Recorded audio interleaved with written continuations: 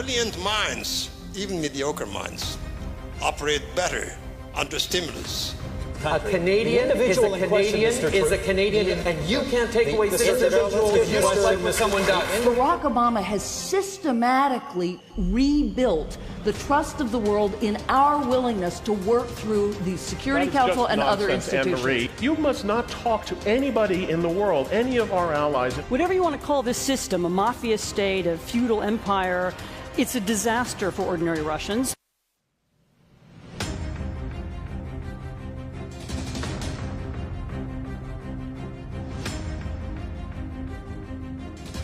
Brilliant minds, even mediocre minds, operate better under stimulus. A Canadian is a Canadian, and you can't take away citizenship just like when someone does. Barack Obama has systematically rebuilt the trust of the world in our willingness to work through the Security Council and other institutions. Anne-Marie, you must not talk to anybody in the world, any of our allies. Whatever you want to call this system, a mafia state, a feudal empire, it's a disaster for ordinary Russians. I think that's the kind of hypocritical argument that if I were Chinese, I'd find quite annoying. But historically, Chinese foreign policy can be described as barbarian management. Science and religion are not incompatible. Religion forces nice people to do unkind things.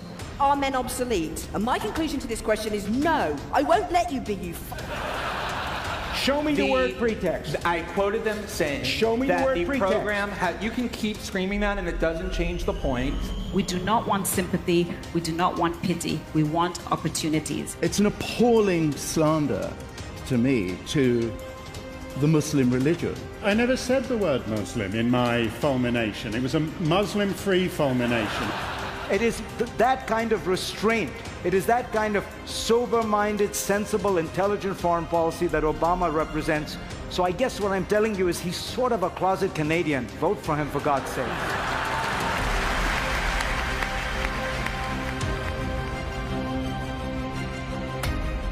Ladies and gentlemen, welcome. My name is Rudyard Griffiths. It's my privilege to have the opportunity to moderate tonight's debate and to act as your organizer. I want to start by welcoming the North American-wide television audience tuning in right now across Canada on CPAC, Canada's public affairs channel, C-SPAN across the continental United States, and on CBC Radio Ideas.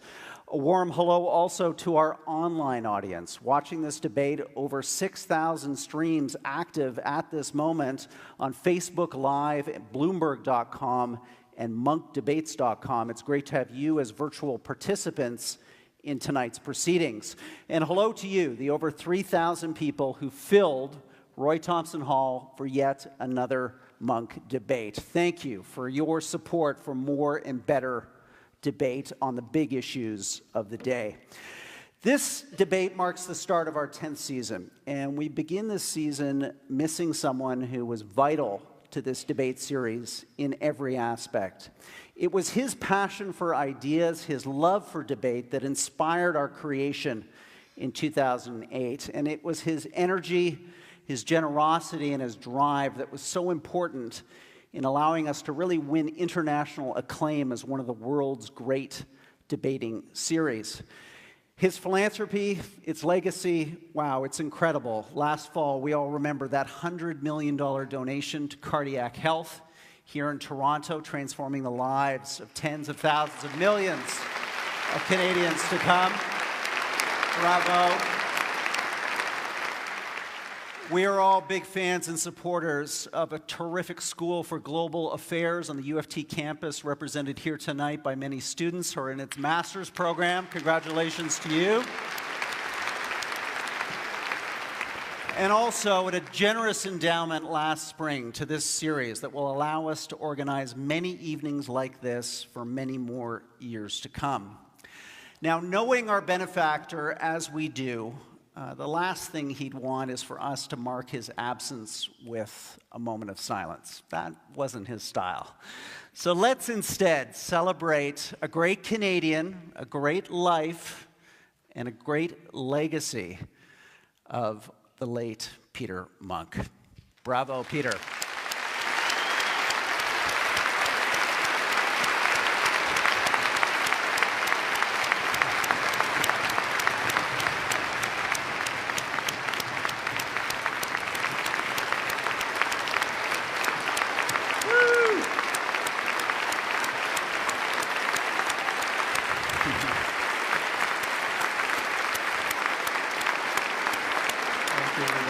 Way to go, Peter.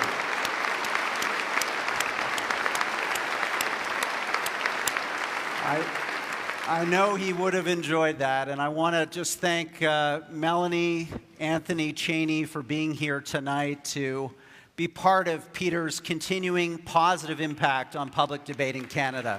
Thank you guys for being here tonight. Now, knowing Peter as I did, the first thing on his mind at this point in the debate would be, Rudyard, stop talking, get this debate underway, get our debaters out here. Come on, get the show on the road. So we're going to do that right now because we have a terrific debate lined up for you this evening. So let's introduce first our pro team arguing for tonight's motion. Be it resolved, what you call political correctness, I call progress. Please welcome to the stage, he's an award-winning writer, scholar, broadcaster on NPR, and sports networks across America, Michael Eric Dyson. Michael, come on out.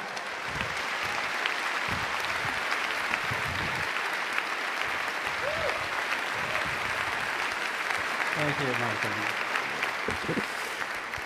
Michael's debating partner is also an award-winning author. She's a columnist at the New York Times, and someone who is going to bring a very distinct and powerful perspective tonight, Michelle Goldberg. Michelle, come on out.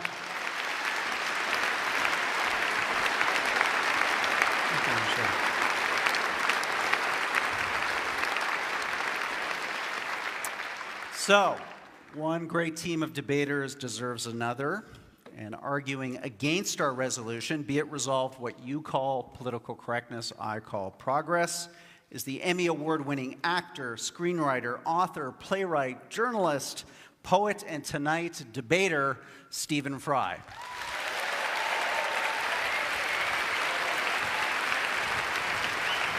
Thank you, Stephen.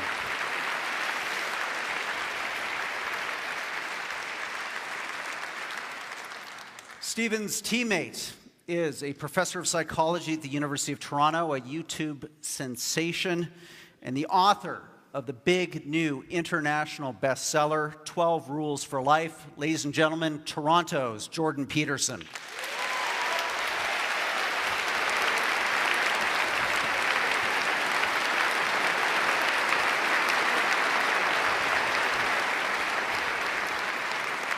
Okay, we're going to get our debate underway momentarily, but first a quick checklist to go through. We've got a hashtag tonight, #MonkDebate. Those of you in the hall and those of you watching online, please weigh in. Let's get your opinions going. Also, for those of you watching online right now, we have a running poll, www.monkdebates.com/vote. Reflect, input, react to this debate as it unfolds over the next hour and a half. My favorite aspect of this show that was Peter's brilliance and creation, we have our countdown clock. What this does is it keeps our debaters on their toes and our debate on time. So when you see these clocks on the screen go down to 0, I wanted you to join me in a warm round of applause. And we'll have a debate that ends when it's supposed to end. Now, let's see. We had our resolution tonight. On the way in, we had this audience of roughly 3,000 people here in downtown Toronto vote on, be it resolved, what you call political correctness, I call progress. Let's see the agree, disagree on that number. 36% agree, 64% disagree. So, a room in play. Now, we asked you, how many of you were open to changing your vote over the course of the debate? Are you fixed, agree, disagree, or could you potentially be convinced by one or other of these two teams to move your vote over the next hour and a half? Let's see those numbers now.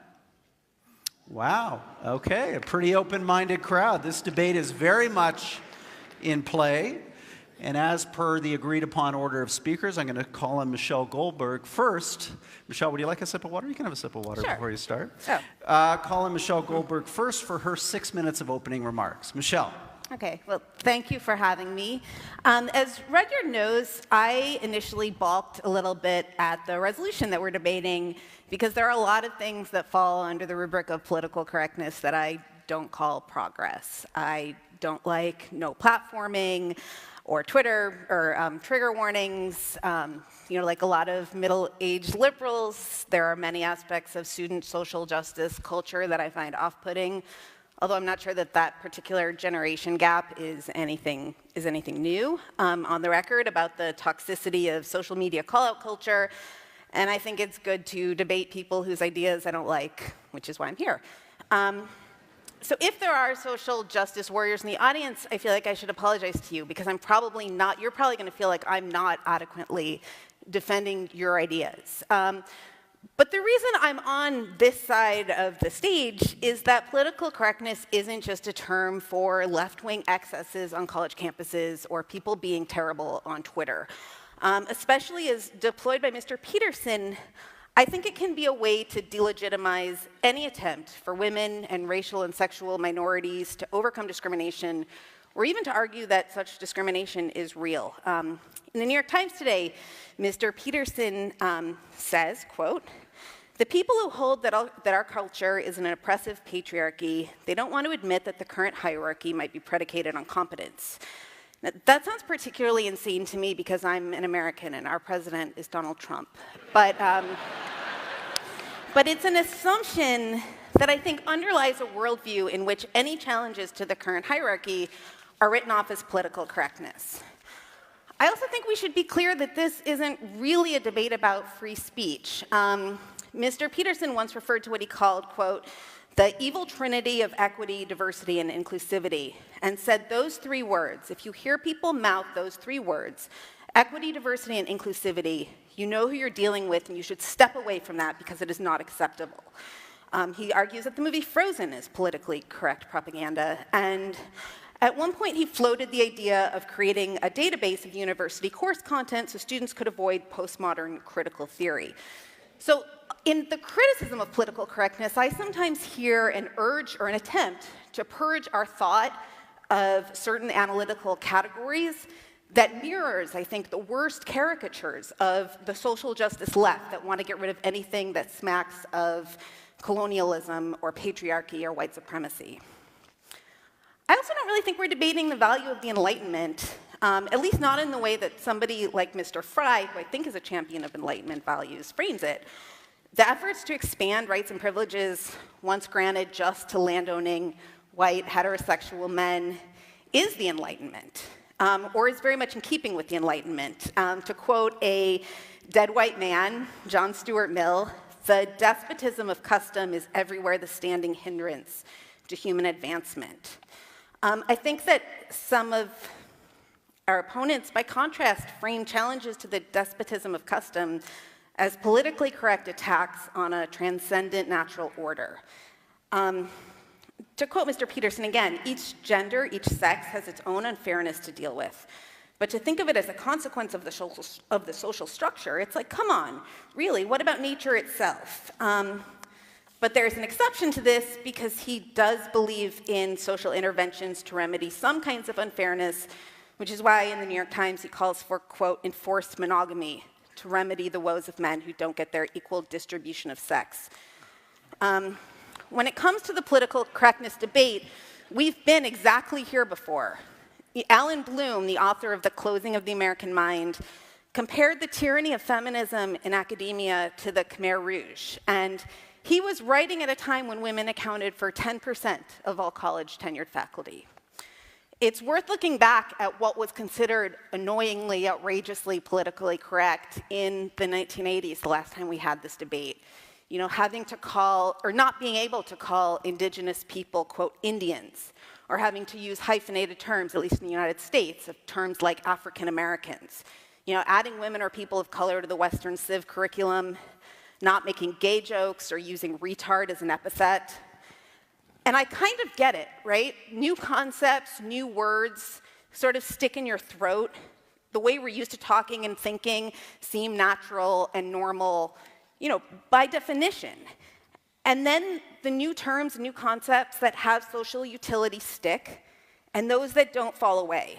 So if you go back to the 1970s, Ms., you know, MS, as an alternative to Miss or Mrs. stuck around, and women with a Y didn't. And I think that someday, or I hope that someday, we'll look back and marvel at the idea that gender-neutral pronouns ever seemed like an existential threat to anyone. But I also don't think it's clear that, you know, that might not happen, because if you look around the world right now, there are plenty of places that have indeed dialed back cosmopolitanism and reinstated patriarchy in the name of staving off chaos. And they seem like terrible places to live. You know, I come to you from the United States, which is currently undergoing a monumental attempt to roll back social progress in the name of overcoming political correctness. And as someone who lives there, I assure you, it feels nothing like progress. Thank you.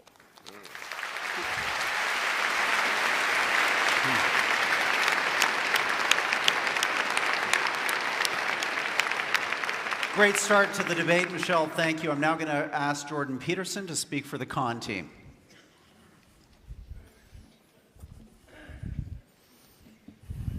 Hello. So we should first decide what we're talking about. We're not talking about my views of political correctness, despite what you might have inferred from the last speaker's comments. This is how it looks to me.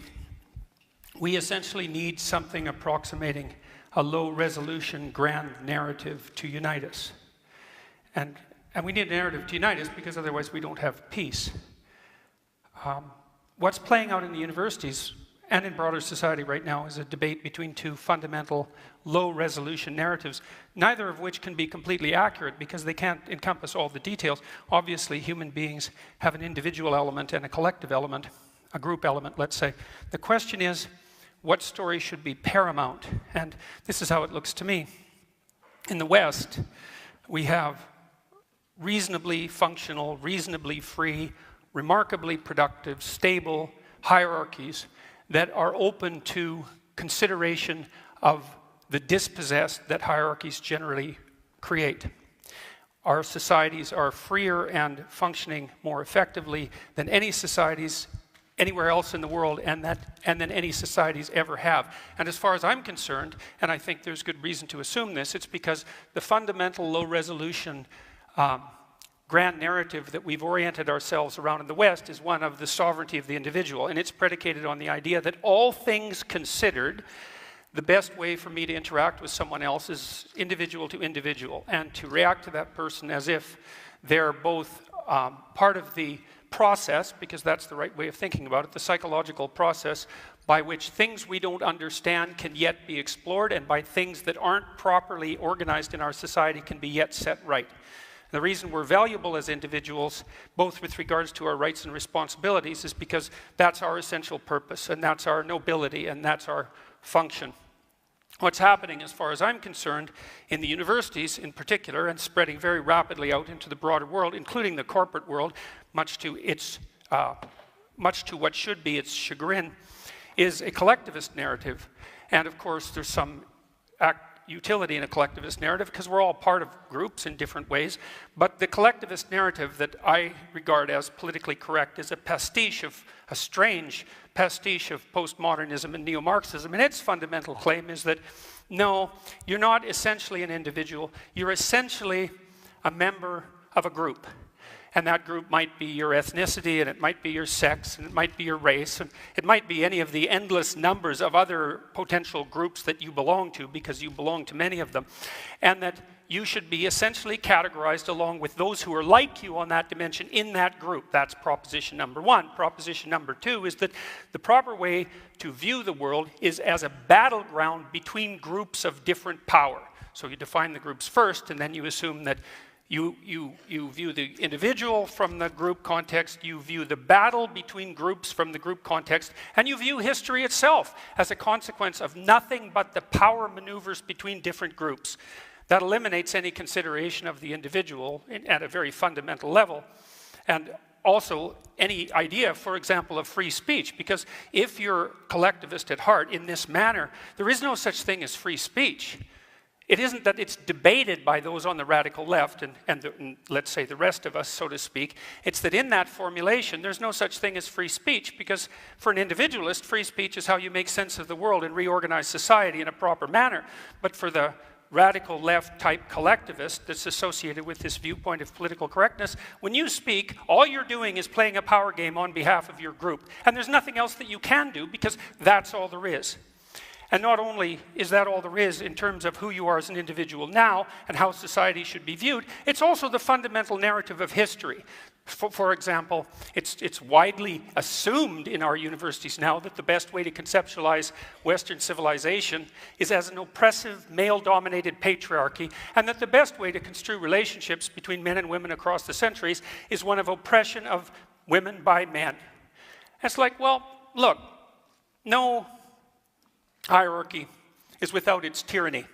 That's an axiomatic truth. People have recognized that literally for thousands of years. And hierarchies do tend towards tyranny, and they tend towards the usurpation by people with power. But that only happens when they become corrupt. And we have mechanisms in our society to stop hierarchies from becoming intolerably corrupt, and they actually work pretty well. And so I would also point this out. You know, don't be thinking that this is a debate about whether empathy is useful or not, or that the people on the con side of the argument are not empathetic. I know perfectly well, as I'm sure Mr. Fry does, that hierarchies tend to produce situations where people stack up at the bottom, and that the dispossessed in hierarchies need a political voice, which is the proper voice of the left, by the way, and the necessary voice of the left. But that is not the same as proclaiming that the right level of analysis for our grand unifying narrative is that all of us are fundamentally to be identified by the groups that we belong to, and to construe the entire world as the battleground between different forms of tyranny in consequence of that group affiliation. And to the degree that we play out that narrative, that won't be progress, believe me, and we certainly haven't seen that progress in the universities. We've seen situations like what happened at Wilfrid Laurier University instead. We won't see progress. What we'll return to is exactly the same kind of tribalism that characterized the left.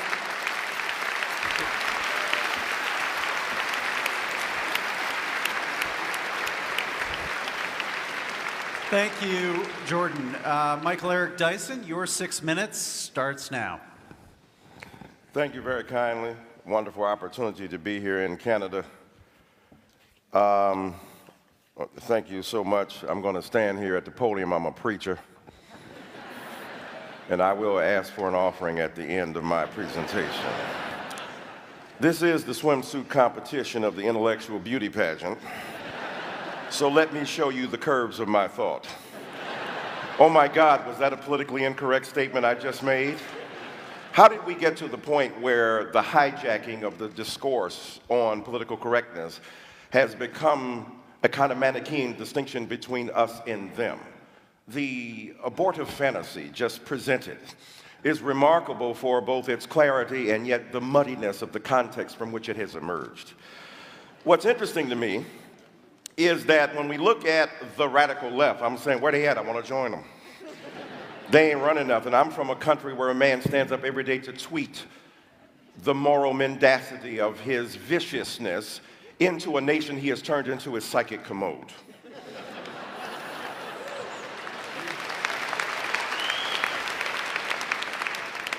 Y'all got Justin, we got Donald. So what's interesting then is that political correctness has transmogrified into a caricature of the left. The left came up with the term political correctness. Shall I remind you?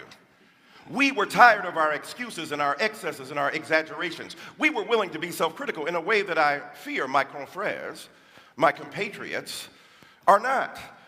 Don't take yourself too seriously. Smile. Take yourself not seriously at all, but what you do with deadly seriousness. Now it is transmogrified into an attempt to characterize the radical left.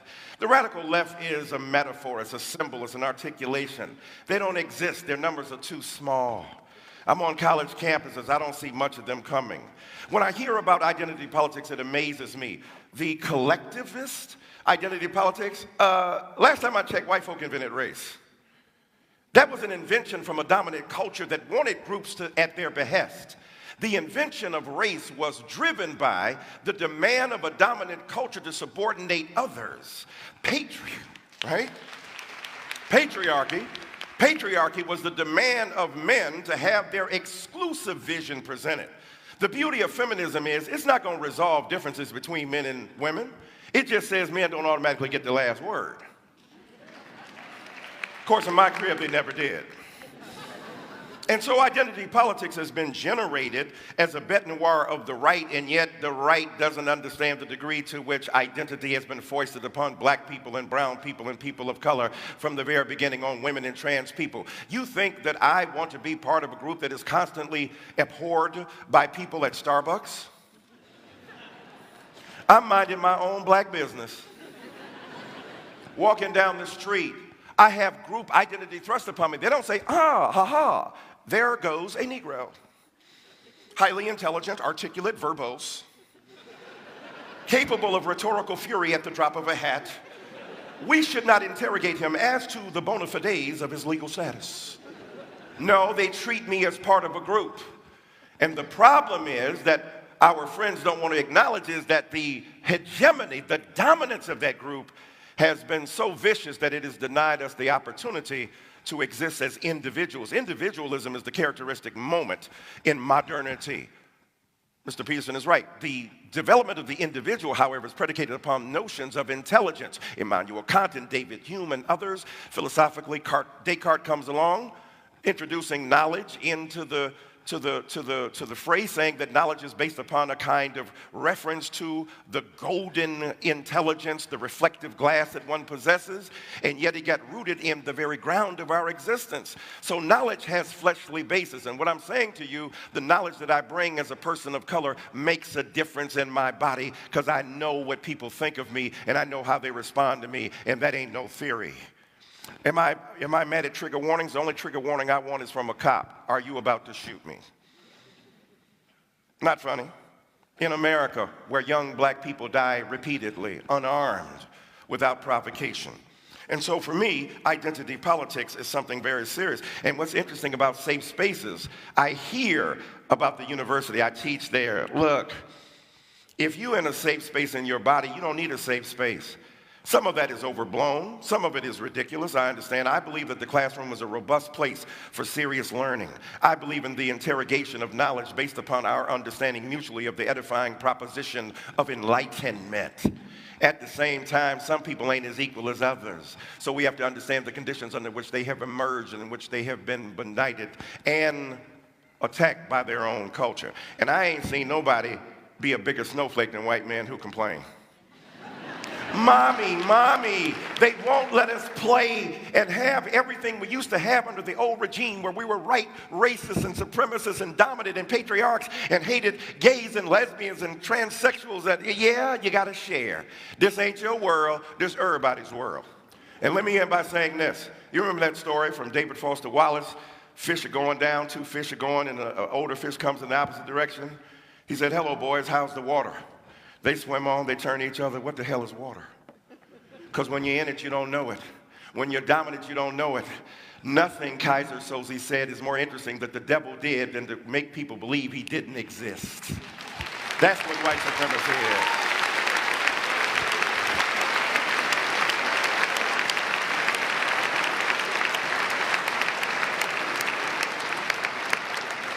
Thank you, Michael. Stephen, you're up. We're going to put 6 minutes on the clock, and please start.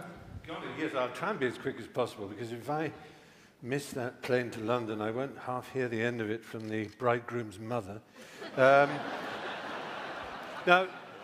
in agreeing to participate in this debate and stand on this side of the argument, I'm fully aware that many people who choose incorrectly, in my view, to see this issue in terms of left and right, devalued and exploded terms as I think they are, will believe that I am betraying myself and such causes and values that I have espoused over the years. I've been given huge grief already simply because I'm standing here next to Professor Peterson, which is the very reason that I am standing here in the first place. I'm standing next to someone with whom I have, differences, shall we say, in terms of politics and all kinds of other things, precisely because I think all this has got to stop. This rage, resentment, hostility, intolerance, above all this with us or against us, certainty. A Grand Canyon has opened up in our world. The fissure, the crack, grows wider every day. Neither on each side can hear a word that the other shrieks, and nor do they want to. While these armies and propagandists in the culture wars clash, down below in the enormous space between the two sides, the people of the world try to get on with their lives, alternately baffled, bored, and betrayed by the horrible noises and explosions that echo all around. I think it's time for this toxic, binary, zero-sum madness to stop before we destroy ourselves. I'd better nail my colours to the mast before I get any further in this. It's only polite to give you a sense of where I come from. All my adult life, I have been what you might call a lefty, a soft lefty, a liberal of the most hand-wringing milksop, milquetoast variety. Not a burning man-the-barricade socialist, not even really a progressive worth the name. I've been on marches, but I've never quite dared wave placards or banners. Am I a loathed member of that band, an SJW, a social justice warrior? I don't think highly of social injustice, I have to say, but I character myself mostly as a social justice warrior. My intellectual heroes growing up were Bertrand Russell and G.E. Moore, liberal thinkers, people like that, writers like E.M. Forster. I believed, and I think I still do believe, in the sanctity of human relations, of the primacy of the heart and friendship and love and common interest. These are more personal, interior beliefs than they are political exterior convictions, more a humanistic version of a religious impulse, I suppose. I trust in humanity. I believe in humanity. I think I do, despite all that has happened in the 40 years of my adulthood. I am soft, and I can easily be swept away by harder hearts and harder intellects. I'm sometimes surprised to be described as an activist, but over time I have energetically involved myself with what you might call causes. I grew up knowing that I was gay. Well, in fact, from the very first I knew I was gay. I remember when I was born looking up and saying, that's the last time I'm going up one of those.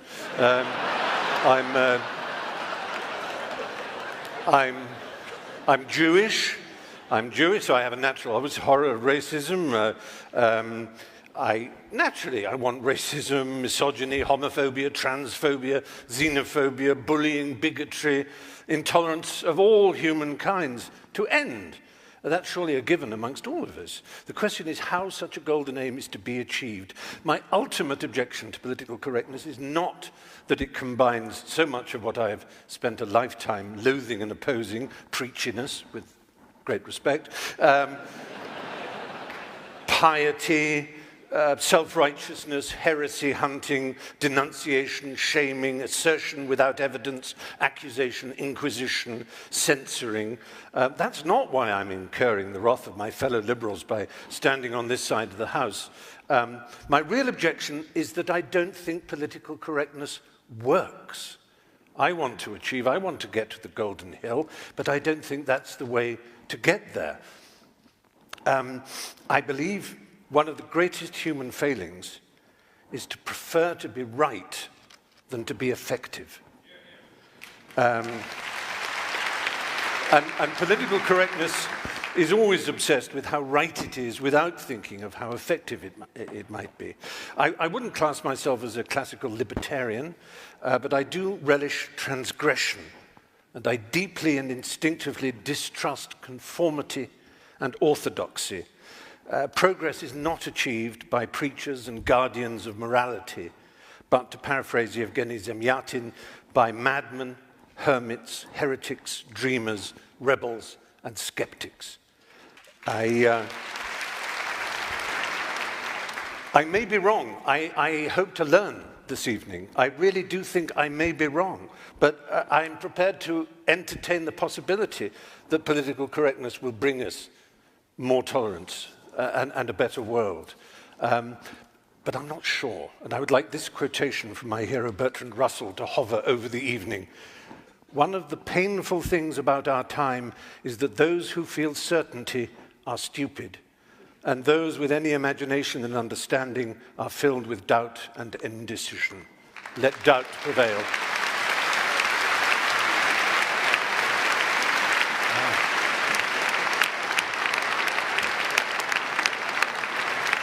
So, great set of opening statements to set the scene. We're now going to go into a round of rebuttals to allow each of our presenters 3 minutes to reflect on what they've heard and to make some additional points. We're going to do that in the same order that we had the opening statements. So, Michelle, you're up first. We'll put 3 minutes on the clock for you. So, first, I would say that I think that the attempt to draw a dichotomy between individual rights and group rights is a little bit misleading. Traditionally, there have been large groups of people who have not been able to exercise their individual rights. And I think that a lot of the claims that are being made on behalf of what we politically correct types call marginalized groups are claims that people who, have identities that have not traditionally been at the center of our culture or been at the top of our hierarchies have as much right to exercise their individual talents and realize their individual ambitions, right? When we say that we want more women in power or more people of color's voices in the canon or in the curriculum or directing movies, all of these things are not because, at least on my part, I'm interested in some sort of very crude equity, but because there are a lot of people who have not traditionally been able to realize themselves as individuals. That's what the women's movement was. That's what the civil rights movement was. That's what the gay rights movement was. That's in some ways what the trans rights movement was. I mean, far from a collectivist movement, this is kind of liberalism, classical liberalism, pushed to its extreme, right? These are people saying, I have the right to define my identity against the one that was collectively assigned to me. Finally, I would say, a lot of the things that Stephen Fry said, and particularly his temperament, were probably in agreement, but this inquisition, this censoriousness, on the one hand, I'm I see where he's coming from, but I think it's a little bit virtual, right? I mean, who's really censoring you? I understand what it feels like to feel censored. I understand what it feels like to be on the wrong side of a Twitter mob or get a lot of nasty comments. And that's a bad feeling, and it's a counterproductive tactic, but that's not censorship. And again, it's especially strange coming from a country where, the President of the United States is trying to levy additional postal rates on the owner of the Washington Post, in revenge for its reporting. And people who have kneeled to protest police brutality at football games have seen their careers explode. Or people who have, women who have challenged Mr. Peterson have been hounded by threats and trolls and misogynist invective. So, thank you.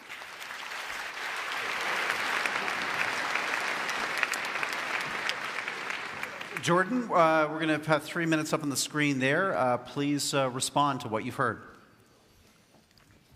Well, I guess I would like to set out a challenge in somewhat the same format as Mr. Fry did to people on the moderate left. I mean, I've studied totalitarianism for a very long time, both on the left and on the right in various forms. And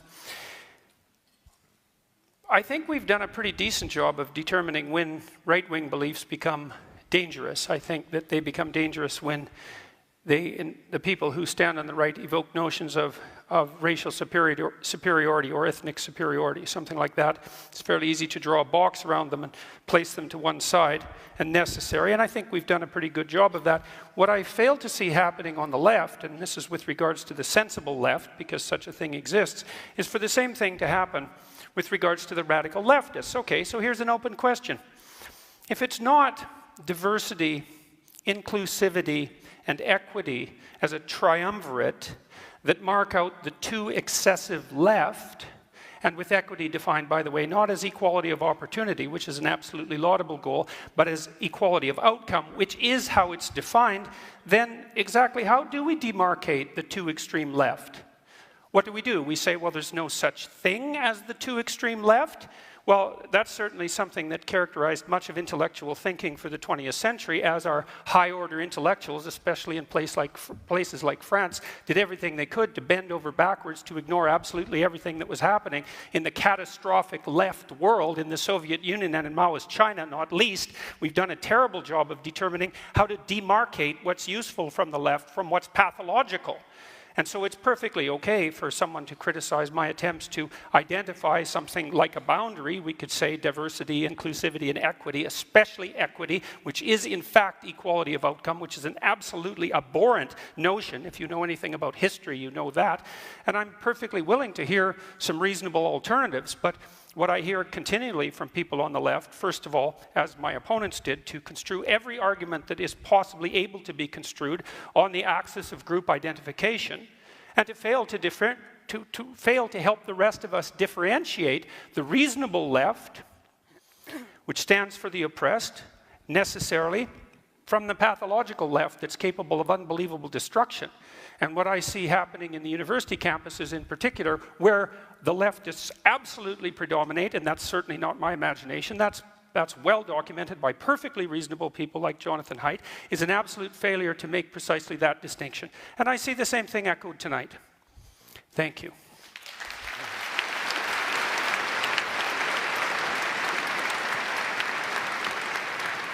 Michael, give us your rebuttal. Let me step out here in Peterson land.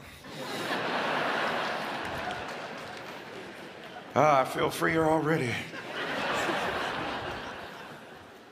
I don't know what mythological collective Mr. Peterson refers to. I'm part of the left. They're cantankerous. When they have a firing squad, it's usually in a semicircle. Part of the skepticism of rationality was predicated upon the Enlightenment Project, which says we're no longer going to be subordinate to skepticism, to superstition. We're going to think, and we're going to think well. Thomas Jefferson was one of the great arbiters of rationality, but he was also a man who was a slave owner.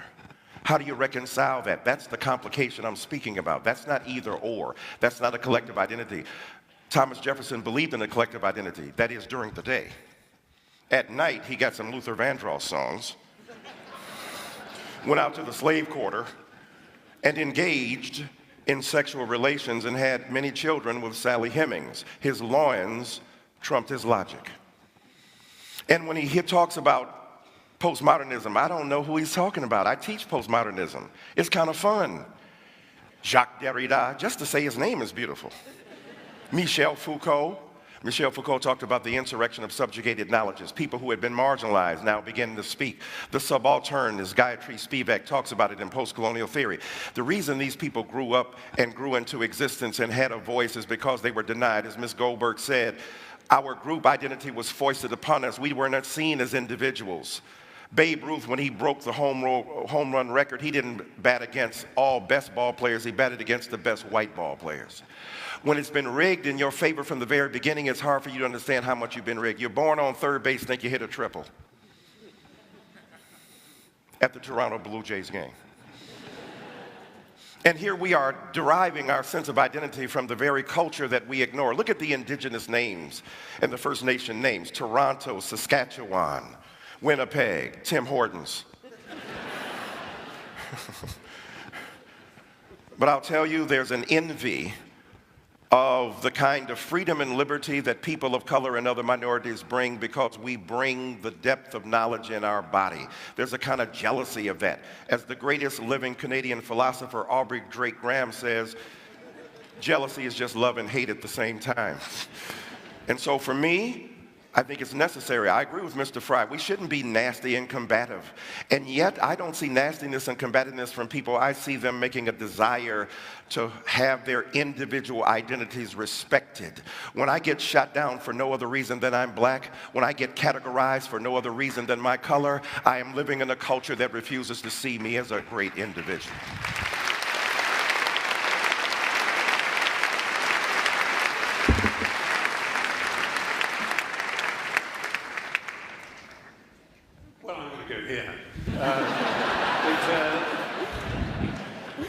No, it's interesting to hear that there really doesn't seem to be a problem, but yet I think we all instinctively know that there is some kind of a problem. There isn't censorship. Of course not in the way that there is in Russia. I've been to Russia. I faced off with a deeply homophobic and unpleasant man, and there's political correctness in Russia. It's just political correctness on the right, and that's what I grew up with, political correctness, which meant that you couldn't say certain things on television. You couldn't say fuck, for example, on television, because it was incorrect to do so. And as always, the same reason was that someone would appear and say, I'm not shocked. Oh, of course, no, I'm not shocked. I'm not offended. I'm offended on behalf of others, young, impressionable, plastic minds, the vulnerable. And that's not good enough. It's so often people are saying, you see, I don't mind being called a faggot or a kike or whatever, or a mad person, because I've got mental health issues. I don't mind people insulting me. And people say, well, that's all right for you, Stephen, because you know you're strong. Well, I don't feel particularly strong, and I don't know that I like being called a faggot and a kike particularly, but I don't believe that the advances in my culture that have allowed me to marry, as I have now been for 3 years, to someone of my gender, I don't believe they are a result of political correctness. And maybe political correctness is actually just some sort of live trout, that the harder we squeeze it, the further it goes away. And you will be saying, I'm not talking about political correctness, you're talking about social justice, with which I agree, with whether you want to call it identity politics or the history of your people, the history of my people were slaves as well. Both the British were slaves of Romans and the Jews were slaves of the Egyptians. All human beings have been slaves at some point, and we all, in that sense, share that knowledge of how important it is to speak up. But Russell Means, who was a friend of mine towards the end, who founded the American Indian movement, he said, oh, for God's sake, call me an Indian or a Lakota Sioux or Russell. I don't care what you call me. It's how we're treated that matters. And so I'm really addressing a more popular idea. Also, actually, in Barrow, Alaska, an Inupiat said, call me an Eskimo. It's obviously easier for you because you keep mispronouncing Inupiat. You know, words do matter. I'll just end with a quick story. Gay rights came about in England because we slowly and persistently knocked on the door of people in power. We didn't shout, we didn't scream. People like Ian McKellen eventually got to see the Prime Minister. And when the Queen signed in the royal assent, as she has to, for the bill allowing equality of marriage, she said, Lord, you know, I couldn't imagine this in 1953. Really is extraordinary, isn't it? Just wonderful. And handed it over. Now, it's a nice story, and I hope it's true, but it's nothing to do with political correctness. It's to do with human decency. It's that simple.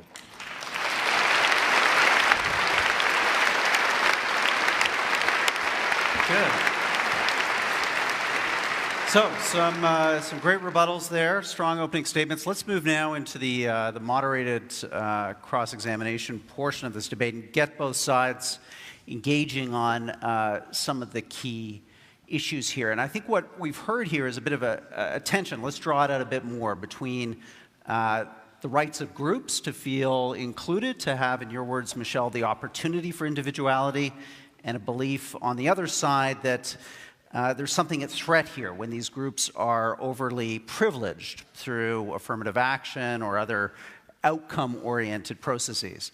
So, Michael, to start with you, why isn't there just harm that's done to groups by privileging their group identity, whether it be a group identity of race or of gender, and not immediately treating them as individuals in the way that Jordan and Stephen would like to see them first? Well, a couple of things. First of all, there was no arbitrary and random distinction that people of color and other minority groups made. When I talked about the invention of race, the invention of gender, the invention of groupthink, That was not done by those groups that have been so named, as Ms. Goldberg said. So first of all, you've got to acknowledge the historical evolution of that reality, and the concept of group identity did not begin with them. It began with a group that didn't have to announce its identity.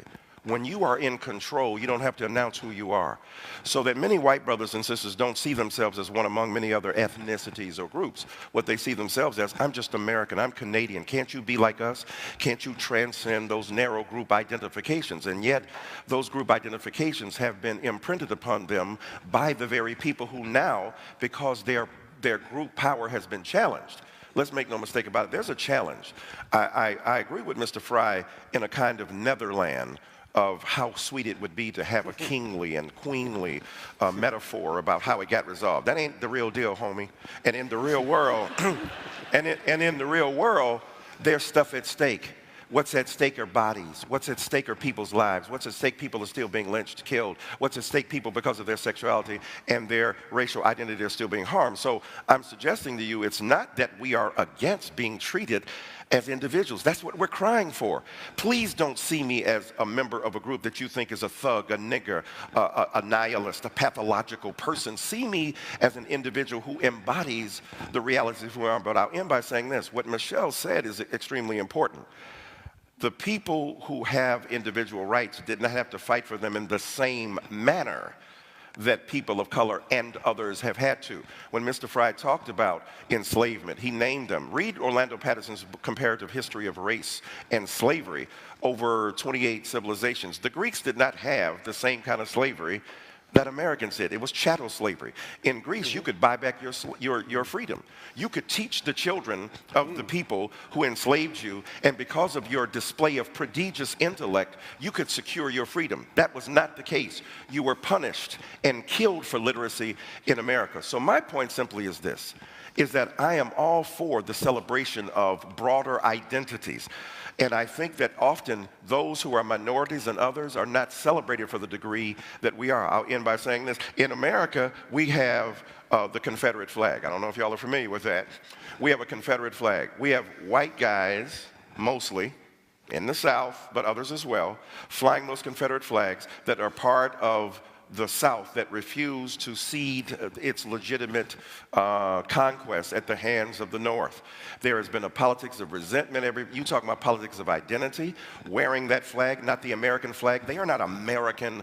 They are celebrating a secession, a move away from America. And a man named Colin Kaepernick, who is a football player, saying, I want to bring beauty to that flag, has been denied opportunity. So we have to really set the terms of debate in order before we proceed. Thank you, madam.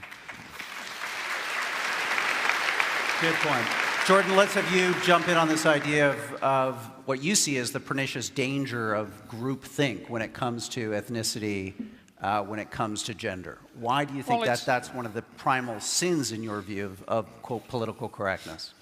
Well, I think it's one of the primal sins of identity politics players on the left and the right, just to be clear about that. Personally, since this has got personal at times, I'm no fan of the identitarian right. I think that anybody who plays a game, a conceptual game where group identity comes first and foremost, risks an exacerbation of tribalism. It doesn't matter whether it's on the left or the right. With regards to the idea of group rights, well, there's a fundamental, and this is something we've fallen into terribly in Canada, not least because we had to contend with the threat of Quebec separatism, but the idea of group rights is extraordinarily problematic because the obverse of the coin of individual rights is individual responsibilities. And you can hold an individual responsible, and an individual can be responsible. And so that's partly why individuals have rights. But groups, how do you hold a group responsible? I mean, the whole idea is it's not a good idea to hold a group responsible. First of all, it flies in the face of the idea of the sort of justice systems that we've laid out in the West that are essentially predicated first on the assumption of individual innocence, but also on the possibility of individual guilt, not group guilt.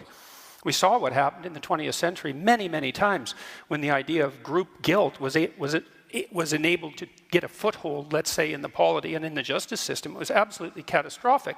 And so, okay, fine, group rights. Well, how are you going to contend with the alternative to that, the opposite of that? Where's the group responsibility? And how are you going to keep how are you going to hold your groups responsible? Well, we don't have to talk about that because we're too concerned with rectifying historical injustices, hypothetical and otherwise. And that's certainly not to say that there weren't any shortage of absolutely catastrophic historical injustices. That's not the point. The point is how you view the situation at the most fundamental level. And group rights are an absolute catastrophe, in my opinion. Come on, let's, Michelle, come in on that point. Is this something you've written about? The idea that, you know, in identity politics, the identity of the group is absolutely a valid part of the discourse, and individuals could and should be seen and participate in groups as they enter into the civic space.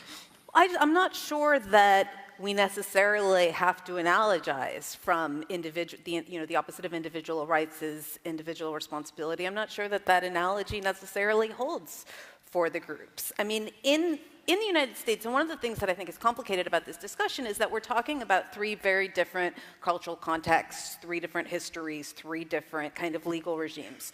But in the United States, a huge part of our politics has been groups struggling for rights for their individual members, right? I mean, so women in the United States, you know, seeking the right to reproductive control of their body.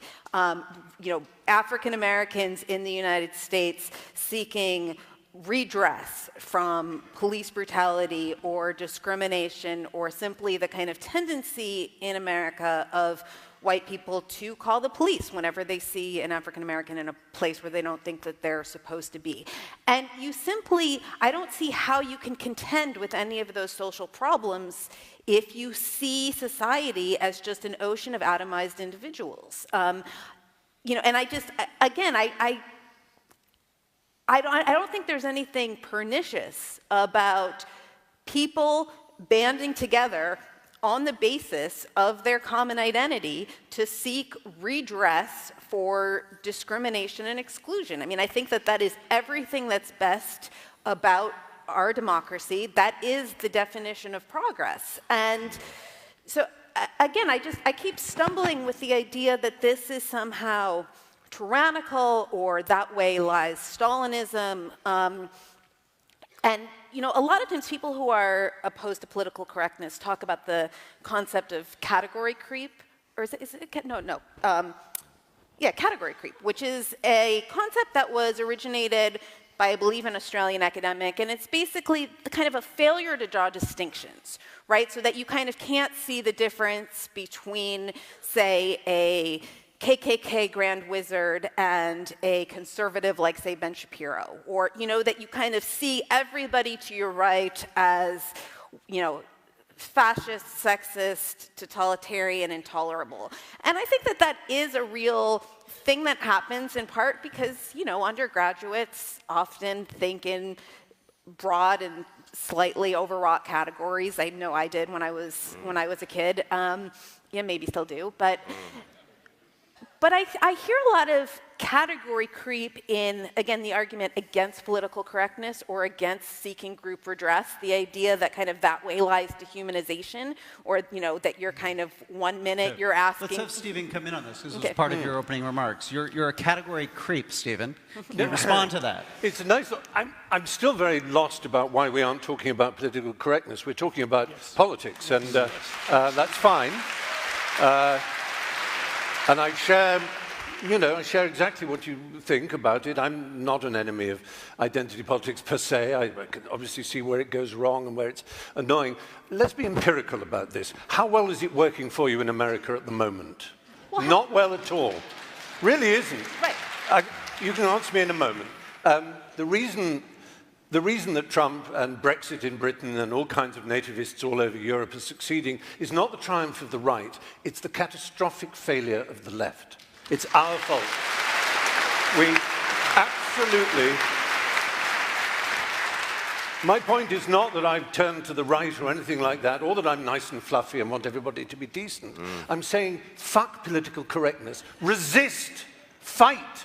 If you have a point of view, fight it in the proper manner, using democracy as it should be, not channels of education, not language. You know, it's so silly. But There's a chess rule, you know. In chess, the best move to play in chess is not the best chess move. It's the move your opponent least wants you to play. At the moment, you're being recruiting sergeants for the right. By annoying and upsetting, and instead of fighting, either fighting or persuading. But political correctness is a middle course that simply doesn't work. Well, first That's of all, my point. you said be empirical. Now, empirical, as far as I know, the word means that which can be verified or falsified through the census. Exactly. So if we look at it in an objective way, the reality is that people don't have equal access to the means to articulate the very moment you're talking about. I'm talking about the empirical results of this political attitude. I understand that, but my point is simply this. I'm suggesting to you that people use the weapons at hand. Now, it was Abraham Joshua Heschel, the rabbi, who said, everybody's not guilty, but everybody's responsible. Right? That's a distinction there. Everybody clearly is not guilty, but what's interesting, look at the flip side. If you have benefited from 300 years of holding people in servitude, thinking that you did it all on your own. Why can't these people work harder? Let me see, for 300 years, you ain't had no job. So the reality is, for 300 years, you hold people in the bands. You hold them in subordination. You refuse to give them rights. Then all of a sudden, you free them and say you're now individuals. Not having the skills, not having the skills. I'm talking about America, first of all. I'm talking about the American society, first of all. I'm talking about the Northern Hemisphere. I'm talking about every society where enslavement has existed, but I'm speaking specifically of the repudiation of individual rights among people of color in America who were denied the opportunity to be individuals. So I obviously and ideally, and I think Michelle Goldberg does too, agree with the emphasis on individuals. What we're saying to you is that we have not been permitted to be individuals. We have not been permitted to exercise our individual autonomy and authority, and the refusal to do so, to recognize me as an individual, means when you roll up on me and I'm a 12-year-old boy in a park and you shoot first, in ways you do to black kids that you don't do to white kids, you are not treating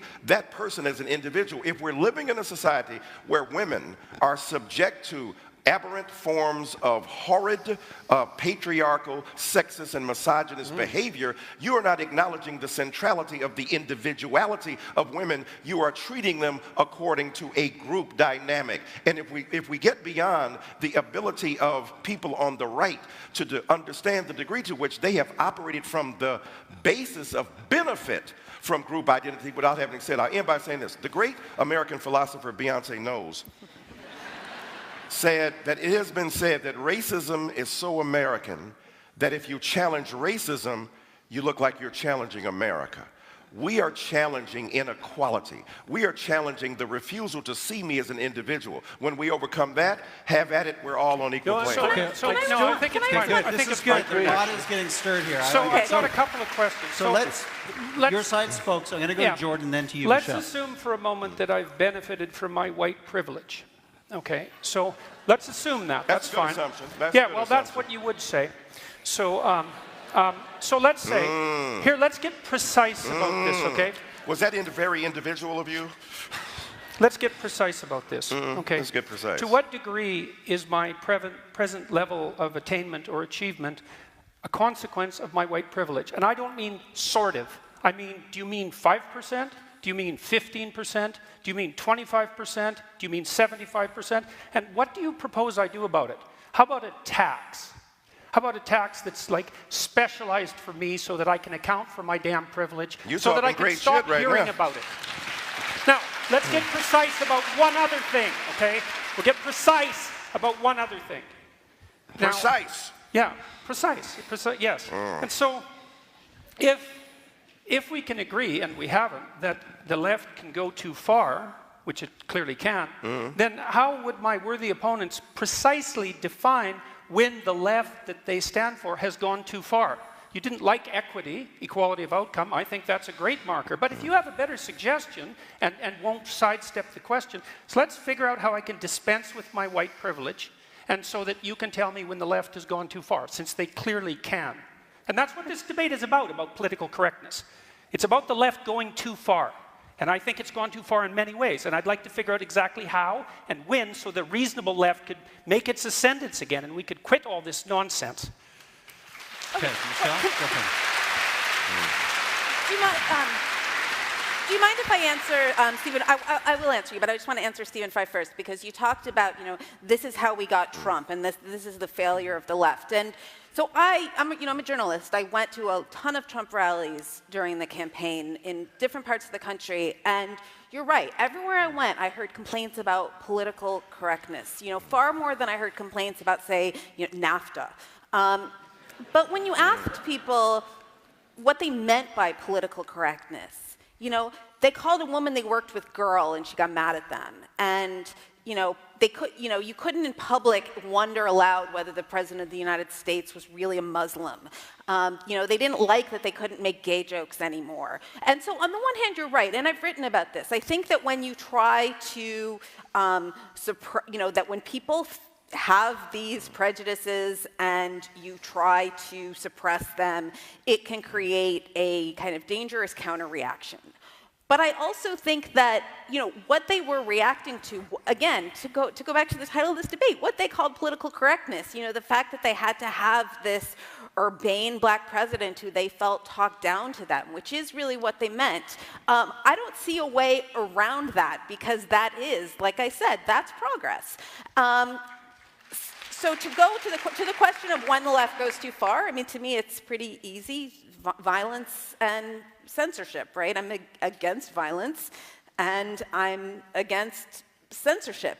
But I also, looking around the world right now, when the idea that there is this, I understand, again, that there is like a problem of kind of left-wing annoyance, right? There's a lot of things that kind of random people on the internet in particular are able to swarm individuals and turn kind of stray remarks into social media campaigns, and this is often conflated with political correctness, and it's a bad phenomenon. I wish there was a way to put an end to it. I don't think there is no way to put an end to it simply by having kind of reasonable liberals or reasonable socialists denounce it, because it's just a kind of awful phenomenon of modern life. And if you want to have a debate about whether social media is terrible for democracy, I will be on the yay side.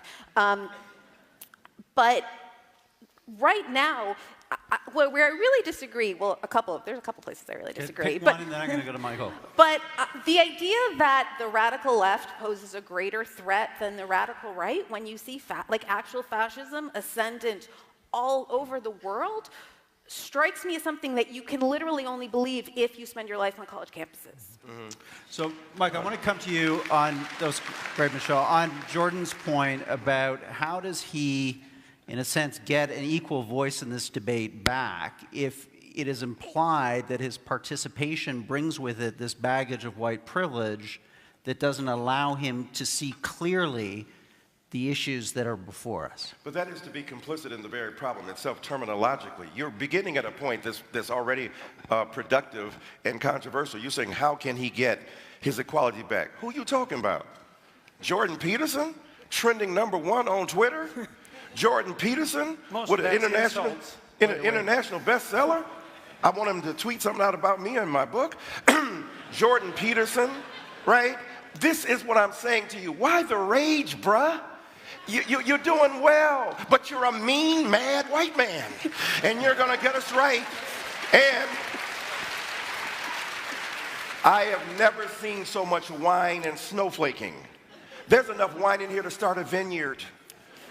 And what I'm saying to you empirically and precisely, when you ask the question about white privilege, the fact that you ask it in the way you did, dismissive, pseudoscientific, non-empirical, and without justification, the truth is that white privilege doesn't act according to quantifiable segments. It's about the degree to which we are willing as a society to grapple with the ideals of freedom, justice, and equality upon which it's based. Number two, what's interesting to me, you're talking about not having a collective identity. What do you call a nation?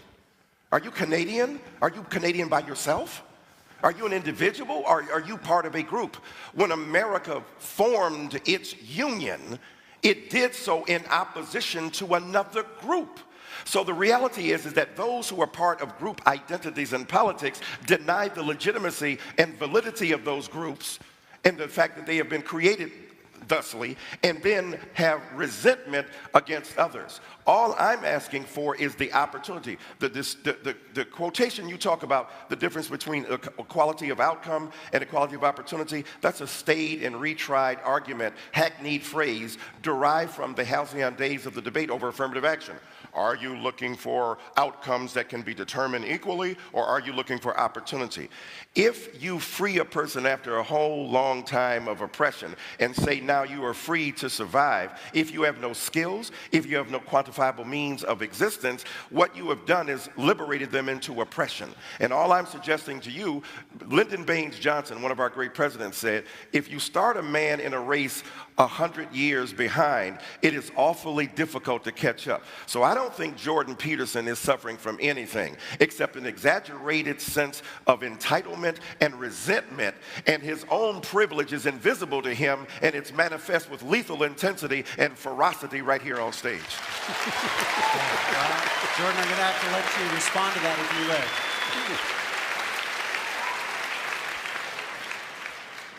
Well, what I derive from that series of rebuttals, let's say, is twofold. The first is that saying that the radical left goes too far when they engage in violence is not a sufficient response by any stretch of the imagination, because there are sets of ideas in radical leftist thinking that led to the catastrophes of the 20th century, and that was at the level of idea, not at the level of violent action. It's a very straightforward thing to say you're against violence. It's like being against poverty. It's like, you know, generically speaking, decent people are against poverty and violence. It doesn't address the issue in the least. And with regards to my privilege or lack thereof, I mean, I'm not making the case that I haven't had advantages in my life and disadvantages in my life like most people. You don't know anything about my background or where I came from, and it doesn't matter to you because fundamentally I'm a mean white man. That's a hell of a thing to say in a debate.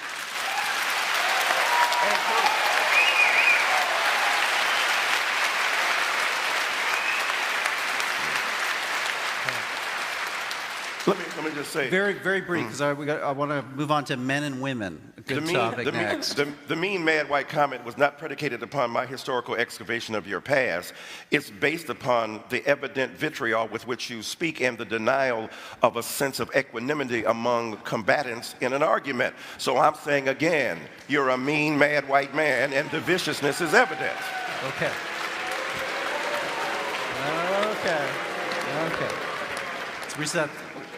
Change the decks here. Let's talk about another big factor of the so-called politically correct movement right now, which is the Me Too movement, and the extent to which we've seen this resurgence, this awakening around what have been a horrible series of systemic abuses and injustices towards women. Some people, though, Michelle, would say that we're in a cultural panic now, that the pendulum has swung too far, and that there is a dangerous overreaction going on where people's rights, reputations, due process has been thrown to the wind. How do you respond to that? Well, first, people started saying that within like 2 weeks of the first Harvey Weinstein stories breaking, right? The minute Harvey Weinstein and people men started actually losing their jobs over this, right? Which was something quite new, that men with histories of really serious predatory behavior were suddenly losing their jobs. You know, everybody had known about it for a long time, and there had been a sort of implicit impunity, and suddenly that was taken away, and it created this cultural earthquake, and as soon as it did, it created a lot of anxiety. Like, what if this goes too far? You know, I mean, the Me Too movement was only a couple of months old when my newspaper started running columns from people saying, why can't I criticize Me Too, which they were doing in my newspaper. So on the one hand, yes, of course, is due process important? Obviously. I think that when you look at who has actually lost their jobs, who's actually lost their livelihoods, I mean, look around. It's people, it's not people in general on a, you know, McCarthyist rumor. It's people who took their dicks out at work. It's people who, you know, it's people who there was, you know, tens of millions of dollars of settlements, and they lost their job for 4 months, and now they're staging comebacks. You know, Bill O'Reilly is about to get a TV show on a new network. So the idea that again, this idea that kind of like men everywhere feel like they can't talk anymore and everybody's walking on eggshells, and I don't know, maybe that's true in your offices.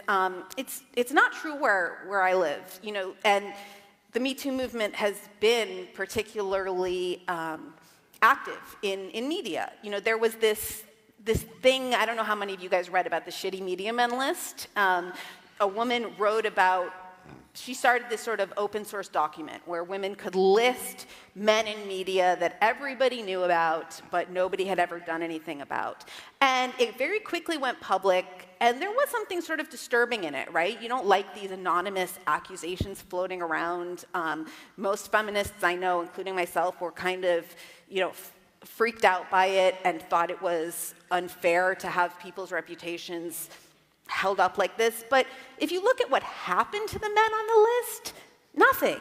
You know, they still have their jobs. I know men on that list. I work with men on that list. The people who actually, people have only, by and large, as far as I can think, in media, the people who have lost their jobs and lost their careers, it's been for extremely serious misbehavior documented by multiple women who had corroborating witnesses. And so, again, I understand this anxiety that relations between men and women are changing. Of course, that causes a lot of cultural anxiety. But I don't know that it's rooted in anything real. And get his view on this. Are we in a cultural panic? Is the response, as Michelle says, commensurate with the moment? I'm very confused by this. Of course, I recognize the bestiality of Weinstein and the monstrosity of his behavior, and it was shocking to me. I actually worked for him, script doctoring, as it's called. I never had the bathroom towel, but for pretty obvious reasons. But it's, you know, grotesque, and I can't imagine how vile it must be for such a powerful man, and he was. I used to play a game at the Cannes Film Festival where, in his years of power, we're walking from one hotel at the end there, all the way up to the Palais de Festival. You would get 10 points every time you heard the word Harvey. And you'd usually, a 10-minute walk, you'd have 300 points. Because it was, yeah, Harvey's got the script, Harvey's got it. Yeah, I've got a meeting with Harvey at the Majestic in the afternoon. He was immensely powerful. And I think that's obvious that someone in that position, abusing and threatening and hindering the livelihood of women is grotesque in the extreme. But I have to tell you, there is genuine feeling amongst many people I know that we can't speak our minds. We can't actually speak to the true nuance, the true depth of sexual, romantic feeling between men and women. It's not a subject I'm absolutely expert on, but it counts between men and men as well, though I know when it's men and men, you might say, well, that's different because women have had a different experience in history, and I don't want to enter that particular field. But I would say that there is real fear in my business, which is where this all started, show business, acting, and so on. Yeah, people are rather afraid to speak about a piece of, publicity that's come out or a statement that's been made. You just go, yeah, absolutely, and wait for the people to leave the room before you can speak honestly with your friends. And I've never experienced that in my entire 60 years on this planet. This feeling that. And I'm not characterizing feminists as in East German, but it's like that, the Stasi are listening. You better be careful, they're listening. And that's a genuine feeling. I'm saying that with my hand on my heart. I'm not saying it to make a point other than the fact that it's true and it's worrying. But the sexual misadventures and horror experience is worrying too. So there are two worries, and they're not solved. Let's bring Jordan in on this, because you've written and commented about a lot. But Stephen, thank you for having us ready. Well, I think I'm going to point out two things again. The first is that my question about when the left goes too far still hasn't been answered. And then the second thing I'm going to point out is that, it's conceivable that I am a mean man. I mean, maybe I'm meaner than some people and not as mean as others. I think that's probably more the case. But I would say the fact that race got dragged into that particular comment is a better exemplar of what the hell I think is wrong with the politically correct left than anything else that could have possibly happened.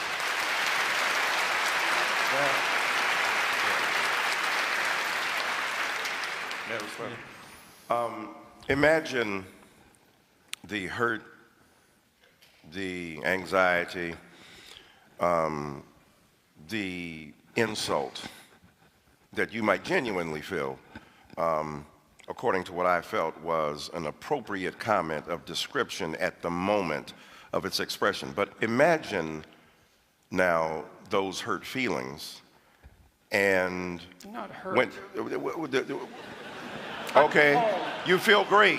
You feel great about it. It's really different. I'm not a victim. I'm not hurt. I'm appalled. You're not hurt. Okay, you wouldn't be a victim. So what's interesting is that whatever non-traditional feelings of empathy you endure at this particular point, the point is, imagine then the horrors that so many others have had to put up with for so long when they are refused to acknowledge their humanity. Now, I take your point seriously. So your group let me finish. Let me finish, though. Let me finish. To me. Let me finish, sir. That figures. You're not my inquisitioner, okay? What I'm saying to you is that when you said you were upset that I added the element of race there, right? When I said mean, mad, white man. Well, what's interesting is that you may have felt that you were being ascribed a group identity to which you do not subscribe. You may have felt that you were being unfairly judged according to your particular race. You may have felt that your individual identity was being besmirched by my rather careless characterization of you, all of which qualifies for a legitimate response to me, but also the point we've been trying to make about the refusal to see our individual existence as women, as people of color, as First Nation people, and the like. My point simply has been, the reason I talked about race in that particular characterization, because there's a particular way in which I have come to a city. I don't know if there are a lot of black people out here, not sure, but I constantly come to places and spaces that are not my natural habitat, other than intellectual engagement and the love and the fury of rhetorical engagement, yes. But I often go into hostile spaces where people will not vote in favor for my particular viewpoint because I'm interested as an individual of breaking down barriers so that people can understand just how complicated it is.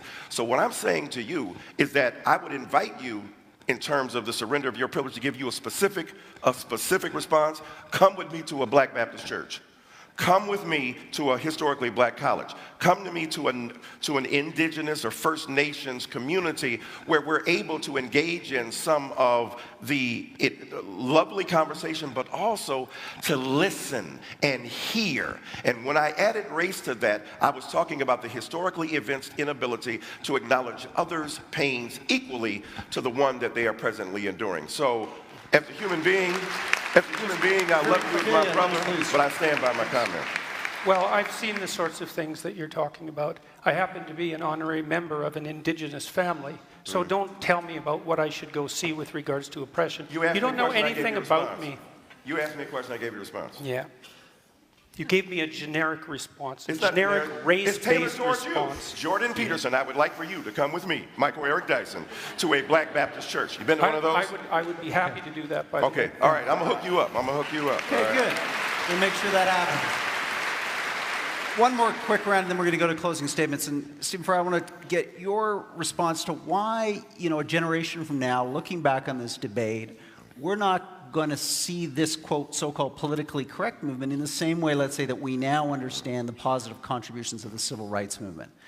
That was a movement that advanced a series of ideas about human dignity to people who previously didn't have that dignity. We're now having another debate, another social debate about different groups and communities we're trying to convey a sense of new dignity to them. Why won't this be, in a sense, looked back upon as something positive a generation from now? I think people will look back on this debate and wonder why political correctness wasn't discussed.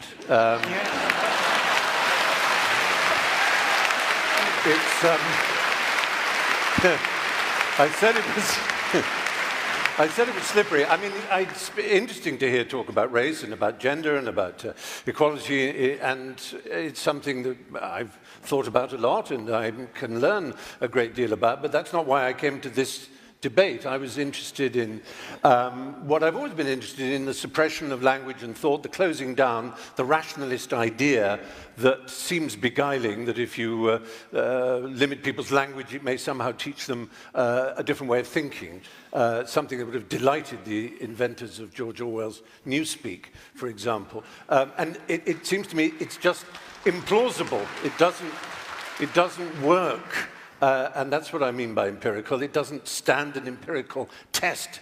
It isn't experientially validated, as we see from the political landscape now, and I worry that we may in the future. So I'm sort of disappointed that the subject has just revolved around academia, which was predictable, because that's the sort of crucible in which these elements are mixed. But even more disappointed that really I haven't heard from Michel or from Professor Dyson as to what they think political correctness is, because what they've talked about is basically saying progress, in our view, is progress. Well, I agree. That's, you know, yeah.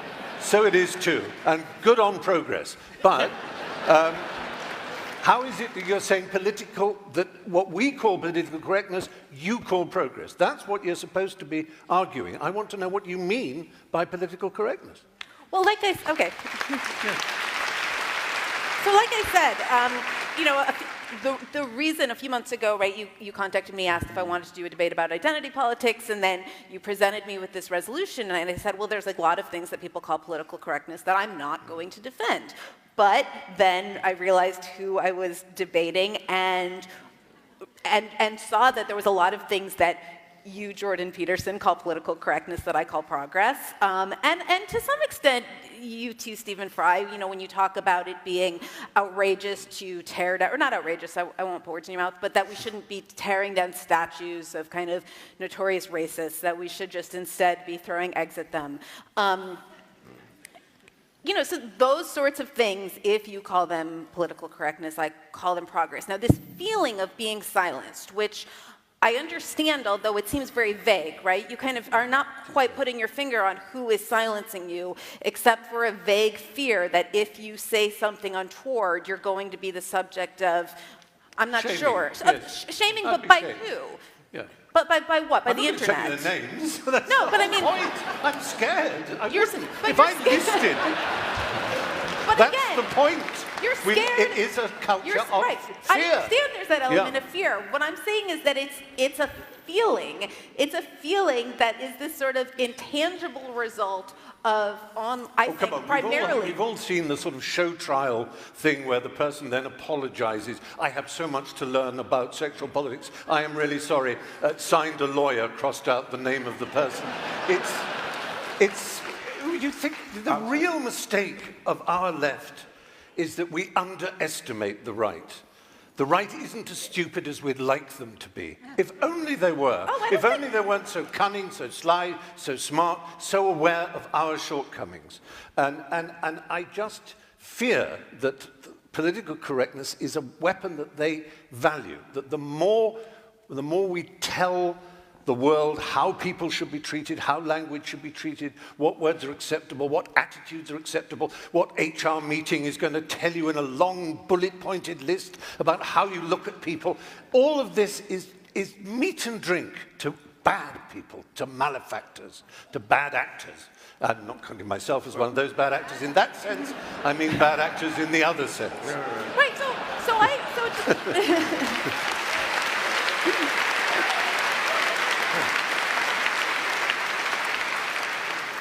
So there are, like I said, there are a lot of ways in which I agree with you, although I would like to hear, I mean, to turn it back on you, I would like to hear you say, you know, what are the words that have fallen into disrepute that you think we should be resurrecting, right? I mean, to me, this is this area of like hotly contested social change right now, where a lot of people feel it's about words that have gone into disuse. It's very often phrases, jargonistic slogans, heteronormative, cisgendered, those kind of things. They're just an insult.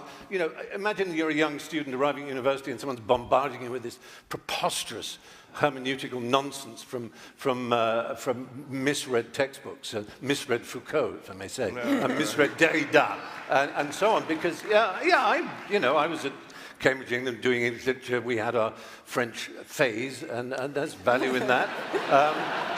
It's an interesting game, and it is. It's a place to... I think I'd just really say that the ghost hovering over for me it's a letter Oscar Wilde wrote, and he said to Bosie, his love, he said, the fact that you didn't get a degree is nothing, but you never acquired what is sometimes called the Oxford manner, and I'll say for that, the university manner. He said, Oscar said, I take that to mean the ability to play gracefully with ideas. I think that's disappearing from our culture, and I think it's a terrible thing. Let's go to Mike and Michelle.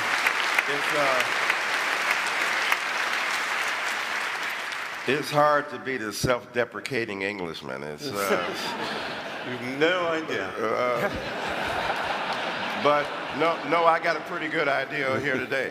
But what's interesting, I don't recall, and all of us have studied history, I don't recall these debates about political correctness happening when people who were in power were in absolute power, unquestioned power.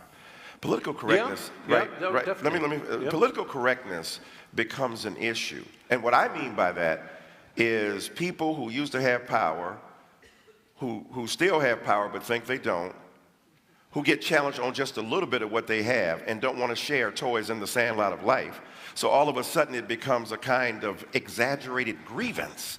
Now, the things you named, the bullet points and the cisgender and the heteronormativity and the heteropatriarchy and the capitalist resurgence and the insurrection of subjugated knowledges, to give Foucault some more love, or the Derridian deconstruction, all that stuff. The French phase is still going on with the French fries in America.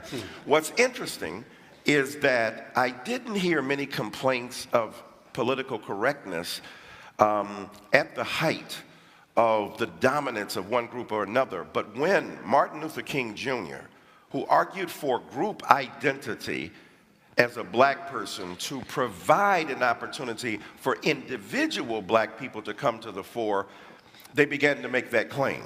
Oh, now they didn't call it political correctness. You're siding with those who are against free speech. You're siding with those who don't want me as a white person to be recognized in my humanity. And what I mean by political correctness is the kind of politics of ressentiment that are articulated by various holders of power at certain levels, at various levels. That one of the beautiful things about Foucault that I take as opposed to Max Weber is that Foucault said power breaks out everywhere. I would think a person who's critical of political correctness like you would appreciate this, as opposed to Max Weber, who said power is over there in a hierarchical structure where subordination is the demand. Foucault said no, power breaks out even among people who are disempowered. So you can hurt somebody in your own community. What's more politically incorrect than a black Baptist preacher identifying with a first-century Palestinian Jew and still loving atheists? What's more politically incorrect than a black intellectual going on Bill Maher and defending his ability to continue to have his show despite using the N-word? I, sir, believe in a politically incorrect version. When I go as a black Baptist preacher to chastise my fellow believers about their homophobia, that goes over like a brick cloud. When I come into arenas like this, I understand that my back is up against the wall. But I think... Come and sit over here. I want to sit on your lap. I want to sit on your lap in a while. But what I'm saying to you... But don't get excited. But what I'm saying to you... Don't flatter yourself. Well, that's all right. I see how you've been looking at me. So what's interesting is that when we look at the way in which we as societies, in a free Canadian society and a free American society, when I look at what is seen as political correctness, it to me has been a mass of jumble that has been carved together out of the politics of resentment that powers once held no longer are held. Freedoms once exercised absolutely must now be shared. So I am in agreement with both of my gentlemen to my right who believe that political correctness has been a scourge, but not necessarily the way you think so. I think it's been a scourge because those who have been the deployers of power and the beneficiaries of privilege have failed to recognize their particular way. And at the end of the day, I think that those of us who are free citizens of this country and of America should figure out ways to respect the humanity of the other, to respect the individual existence of the other, but also respect the fact that there have been barriers placed upon particular groups that have prevented them from flourishing. That's all I mean by political correctness.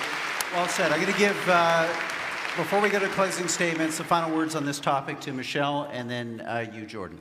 So I think part of the frustration here is that I think that both of you have radically different ideas of what we're talking about when we talk about political correctness. It seems to me that you're talking about politically correctness. You mean this kind of feeling of anxiety that a lot of people feel because we all live now in this terrible crowdsourced panopticon when you worry that any stray phrase that you use will be, any stray phrase you utter might be used to defame you, right? And I think that a lot of people feel that anxiety. I disagree that that is something that is being solely kind of perpetrated against, you know, insouciant kind of Oscar Wildean figures by a censorious left-wing horde, because it's coming from all directions, right? This phenomenon, which sucks, is all over the place. I mean, I get it when I write something critical of the way that the IDF behaved in Gaza.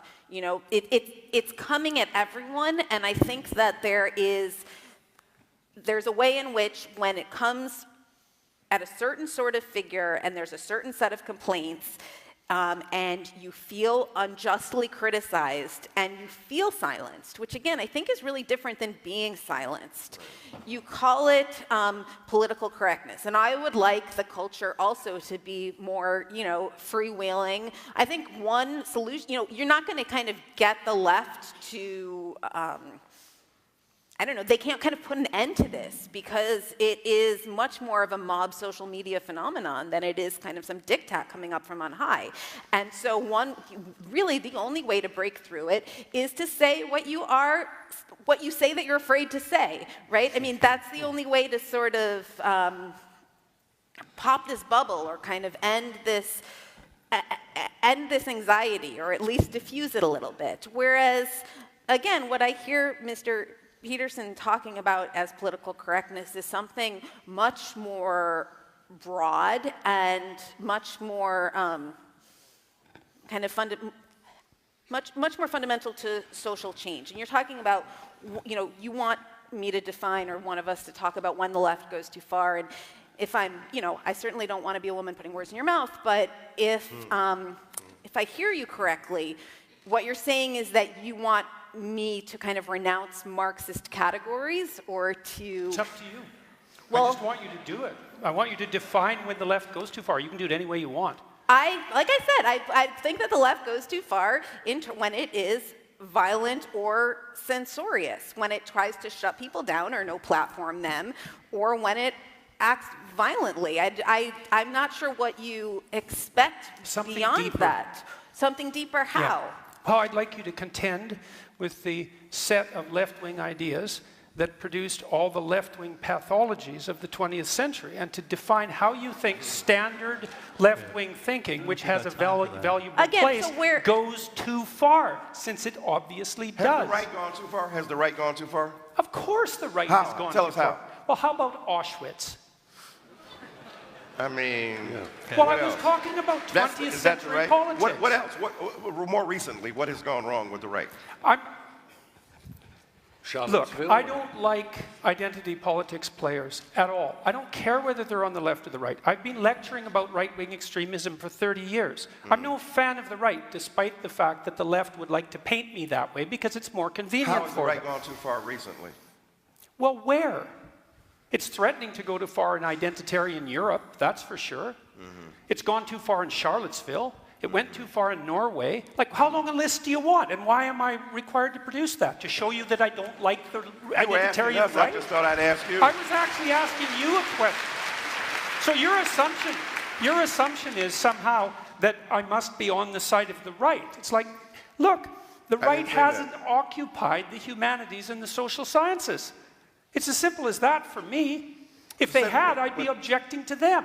Say that again, I didn't hear that. The right has not occupied the social sciences and the humanities. And the left clearly has. The statistical evidence for that is overwhelming. Sir, what about IQ testing in terms of genetic inheritance? Sir, we're here to talk about political correctness, and we've done a damn poor job of it. I see. I gave you an example. Okay, now you can't answer it. Let's all then redeem ourselves with our closing statements. I'm going to put 3 minutes on the clock. We're going to go in the reverse order of the opening. So, Stephen, you're up first. Oh, lordy, lordy. Yes, up. There we are. I'll hide behind the lectern in that case. Well, I've been fascinated by this conversation. There's been an enormous clash of cultures in the conversation. We've had, you know, classic, if I can call it, huckstering snake oil pulpit talk, which is, it's a mode of discourse, it's a rhetorical style that I find endlessly refreshing and vivifying, but I'm not sure that we actually focused on the point in question. And my objection has always been towards orthodoxies. I'm a heterodox and a contrarian, and I can't help myself. And I think there's been an underestimation of the fact that language does affect people. It does make the young in particular, as they're starting out on their educational or their work careers, it makes them very anxious, it makes them very angry, very upset, very alienated, to feel that they don't know anymore how to operate in the world, how to engage in relationships, how to think honestly. So they accrete more and more to their own mini groups. And I think that's dangerous and unhappy for society. I think it's reflected in a paucity of cinema and literature and art, and the culture generally is that there's a fear that's pervading it. And while people can talk to academia and say, you should come and see our lessons, our lectures are open and free and ideas are exchanged, I'm sure that's true. I'm sure it's true, but I don't think we should underestimate how much this feeling is prevalent in the culture of this strange paradox that the liberals are illiberal in their demand for liberality. They are exclusive in their demand for inclusivity. They are homogeneous in their demand for heterogeneity. They are somehow undiverse in their call for diversity. You can be diverse but not diverse in your opinions and in your language and in your behavior. And that's a terrible pity. So I would say that I'm sorry that it got a bit heated in places, because I was hoping it wouldn't. I was hoping it would be a shining example of how people of all different kinds of political outlooks can speak with humor and wit and a lightness of touch. As G.K. Chesterton said, angels can fly because they take themselves lightly. And I think it's very important for us, who are privileged, all four of us, privileged to be here, to be asked to be here, to take ourselves a little bit more lightly, not to be too earnest, too pompous, too serious, and not to be too certain. It's a time, I think, for really engaging, emotionally fulfilling, passionate and positive doubt. That's what I would urge. Thank you.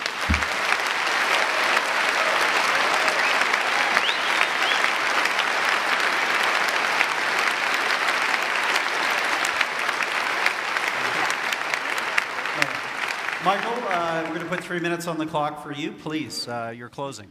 Thank you so much for that compliment, Brother Fresh. I'm used to not exclusively white men who see black intelligence articulated at a certain level feeling a kind of condescension.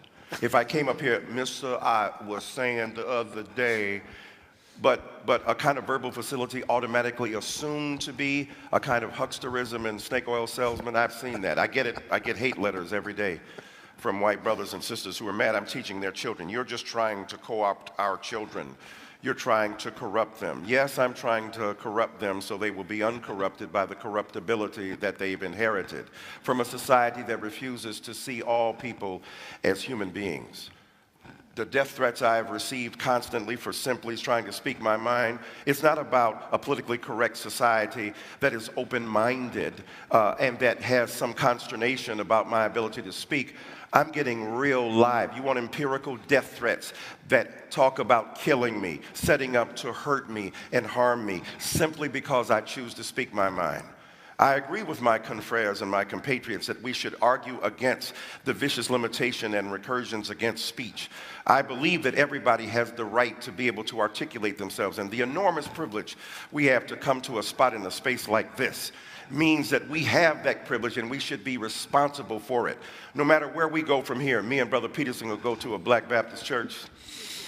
I'm going to hold him to that. He said it on national TV. We're going to go to a Black Baptist church and have an enlightening conversation about the need for us to engage in not only reciprocal and mutual edification, but criticism, even hard and tough criticism, but in a way that speaks to the needs and interests of those who don't usually get on TV, whose voices are not usually amplified, whose ideas are not usually taken seriously.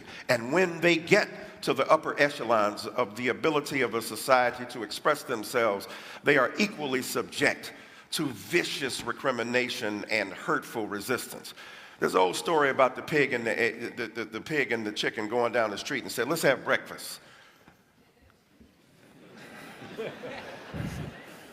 The chicken just has to give up an egg. The pig has to give up his ass in order to make breakfast. We have often been the pigs giving up our asses to make breakfast. Let's start sharing them asses with everybody else. Thank you.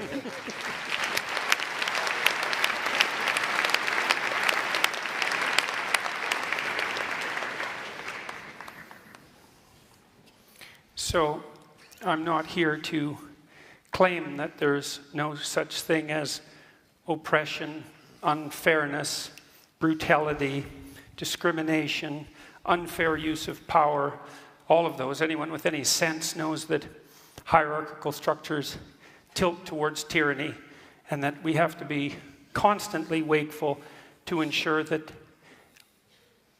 all they are isn't power and tyranny. It's interesting to hear Foucault referred to. It's unfortunate, but it's interesting. You know, because Foucault, like his French intellectual confreres, essentially believed that the only basis upon which hierarchies were established is power. And that's part of this pernicious politically correct doctrine that I've been speaking about. When a hierarchy becomes corrupt, then the only way to ascend it is to exercise power. That's essentially the definition of a tyranny. But that doesn't mean that the imperfect hierarchies that we have constructed in our relatively free countries, which at least tilt somewhat towards competence and ability, as evidenced by the staggering achievements of civilization that we've managed to produce, it doesn't mean that the appropriate way of diagnosing them is to assume without reservation unidimensionally that they're all about power, and as a consequence everyone who occupies any position within them is a tyrant or a tyrant in the making. And that is certainly the fundamental claim of someone like Foucault. And it's part and parcel of this, what would you call it, this ideological catastrophe that's political correctness. I'm not here to argue against progress. I'm not here to argue against equality of opportunity. Anyone with any sense understands that even if you're selfish, you're best served by allowing yourself access to the multiplicitous talents of everyone, and to discriminate against them for arbitrary reasons unrelated to their competences. It's abhorrent. That has nothing to do with the issue at hand. It isn't that good things haven't happened in the past and should continue to happen. That's not the point. The point is the point my compatriot Fry made, which is, well, we can agree on the catastrophe and we can agree on the historic inequity, but there's no way I'm going to agree that political correctness is the way to address any of that. And there's plenty of evidence to the contrary, some of which I would say was displayed quite clearly tonight.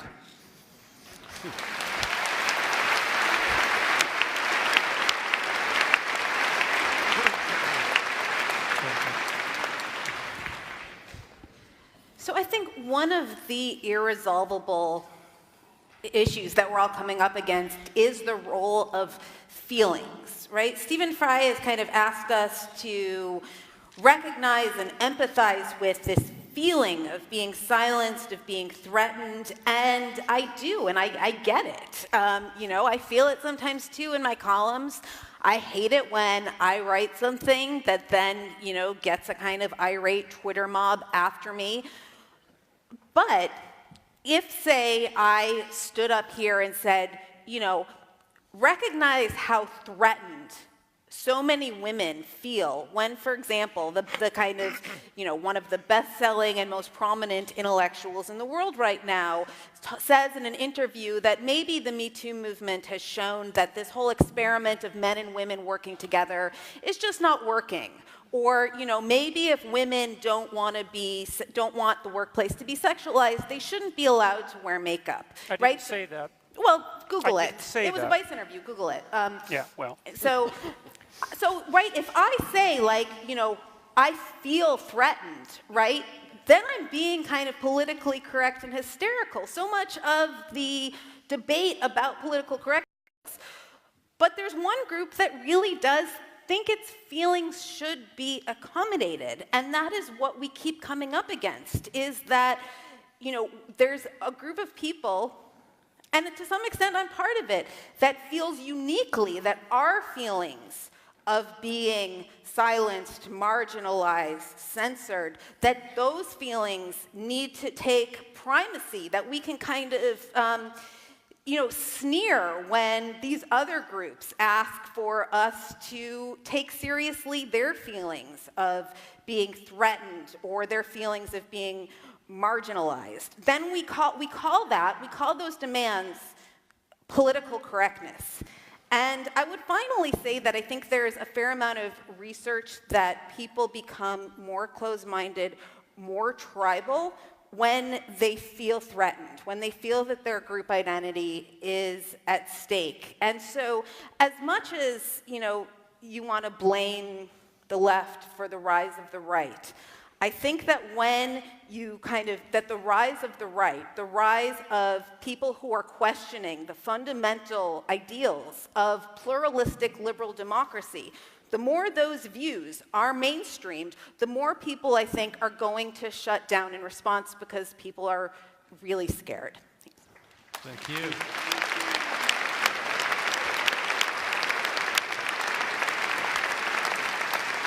Well, first of all, I think on behalf of all the debaters, I think we want to thank the audience. You were engaged, you were mostly civil, and not so civil in ways I think that we enjoyed. So I think on behalf of the debaters, everybody, thank you, audience. This was a challenging topic, and you did a great job. We appreciate it. Also, a big thank you to our debaters. It's one thing, all of these give regular speeches, but it's a very different thing to come on in the stage in front of a live audience, a large television audience, and have your ideas contested in real time. And again, to all four of you, thank you for accepting our invitation to come here tonight. Greatly.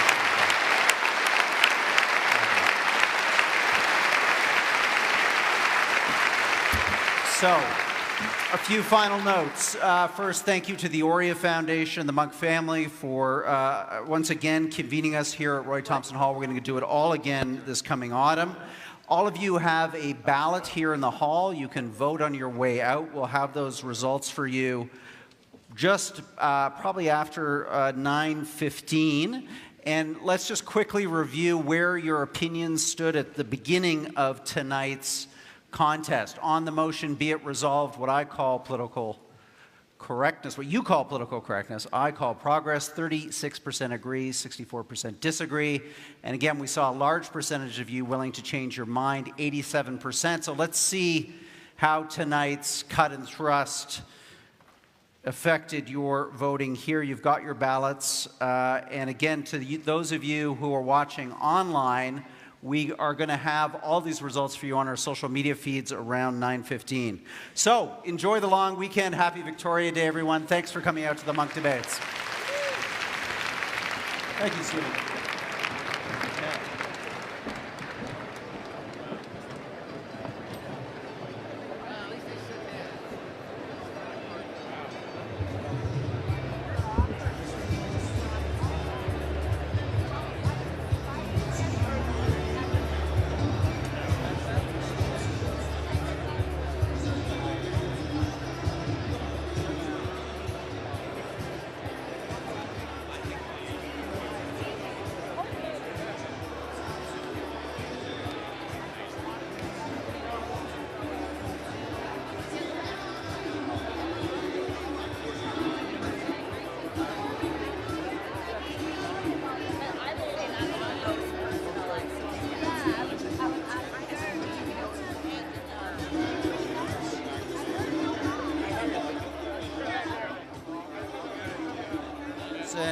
and Stephen Fry right now to get their reactions to tonight's debate. Some hotly contested moments here, so we'll be curious to see what happens with the audience vote over the course of the next few minutes. And also for those of you watching online, we have had our running poll. That poll, again, was www.monkdebates.com/vote. So go there, check out, see how each of these debaters did in terms of their opening statements, their rebuttals, the moderated section, and the closing statements. Did we see any changes there? So again, we're going to go right now to Stephen Fry and Jordan Peterson, get their thoughts on how the evening played out.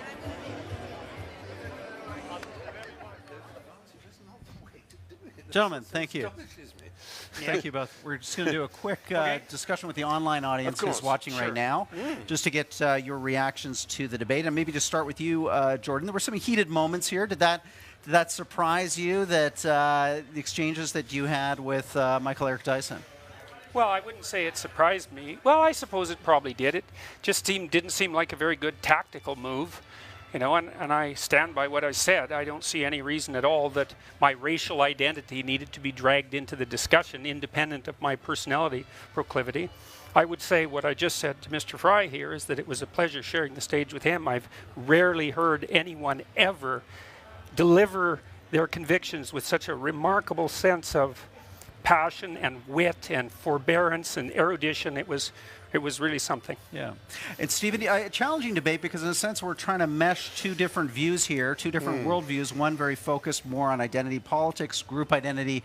You, in a sense, having an argument really more about the larger culture itself and the tenor and tone of the conversation within it. I worried that I was being a little kind of scattergun, really, and that both scattergun and too specific, that I had just taken very literally the popular idea of political correctness as being a kind of control of language and a shutting down of certain phrases or an introduction of others, and the kind of day-to-day, as I say, human resource departments of corporations and that sort of thing, and so I was slightly disappointed that it just became a debate about race and about gender and so on. And, but that was, I guess, natural. And I still, the fact is I'm still a lefty, but a soft one. I just don't have...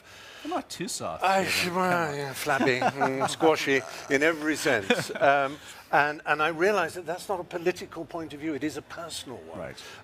And the gap between the personal and the political, which is a space you're obviously very interested in as a psychologist, is one that is rarely explored. People are either so personal that it has no application in the outside world and the organization of human affairs, or they're so political and so much to do with structure and distinction between hierarchies and networks and so on, that they forget the individual. And that's the space in which the impassioned liberal lives, and it's not easy to do it because you often do sound rather wet, and I'm aware that I did. But I enjoyed it. Yeah, thank you for coming. Just finally, before I free you two both to a well-earned drink, anything left unsaid, Jordan? Any point that you wanted to make that you didn't feel you had the time or the opportunity?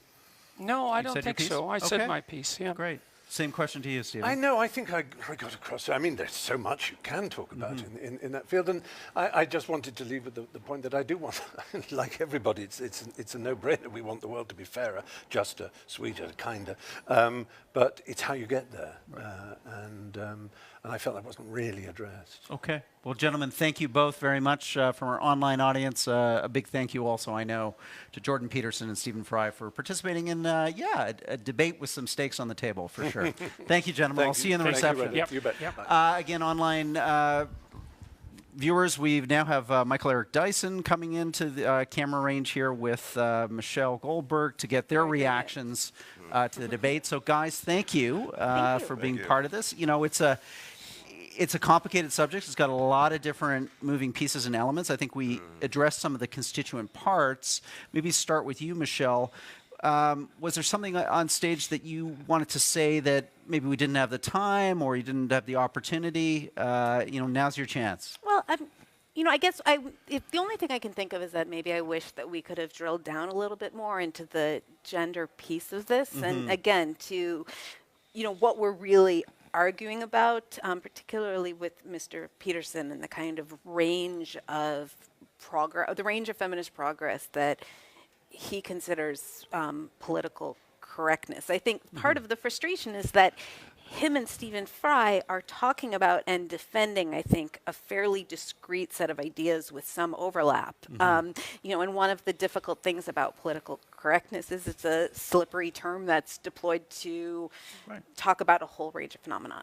Yeah, and close down conversation and open up conversation. How did you feel, Michael? There were some points there, some points of sharp exchange. We appreciate that at the Monk debates. I mean, this is not a place for shrinking wallflowers. But any unsaid thoughts? Anything that you want to put a point on now? I think you have to hold people intellectually accountable, and to deny some of the things to Michelle that he said, and to present himself, Mr. Peterson, in a certain way without seeing some of the abhorrent things he said about women and other minorities, I think demands an engaged response to him.